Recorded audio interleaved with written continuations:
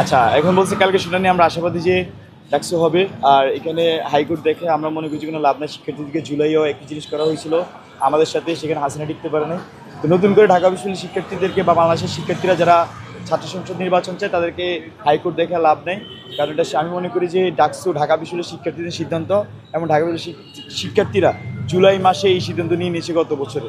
তো এখানে কেউ চাইলে আসলে ডাকসু বন্ধ করতে পারবে না। 9ই সেপ্টেম্বরে ডাকসু হবে, এটা আমরা আমরা শিক্ষার্থীরা সব প্রয়োজন আমরা নিজের আয়োজন করবো, কিন্তু ডাকসু হবে।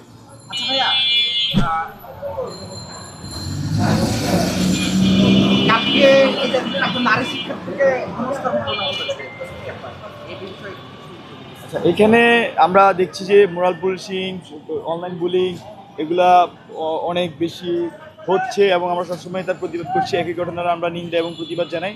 আমরা মনে করি যে এরা এই ধরনের ঘটনার সাথে জড়িত, তাদেরকে প্রশাসন বিচারের আওতায় আনবে। আমরাও সেইভাবে সোচ্চার থাকবো। ধন্যবাদ। বাকের ভাই, এবার ডাকসুতে ক্যান্টিনের খাবার এবং বিশ্ববিদ্যালয়ের জায়গা কমে যাওয়া এইসব ইস্যু নিয়ে অনেক কথা হচ্ছে, এই ব্যাপারে কি হ্যাঁ, ক্যান্টিনের খাবার নিয়ে আমি আমার বিশ্ববিদ্যালয়ের প্রথম যে আন্দোলন সংগঠিত করেছিলাম সেটা ছিল যে ক্যান্টিনে খাবার আন্দোলন, ক্যান্টিন খাবার ঠিক করা, ক্যান্টিন স্থাপন করা।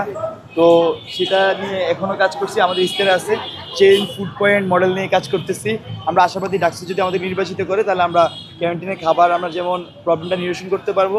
একই সাথে আপনি যে বললেন যে বিশ্ববিদ্যালয়ের জায়গা, হ্যাঁ, যে জায়গাগুলো দখল হয়েছে সেগুলো আমরা উদ্ধার করতে পারবো। ধন্যবাদ, থ্যাংক ইউ।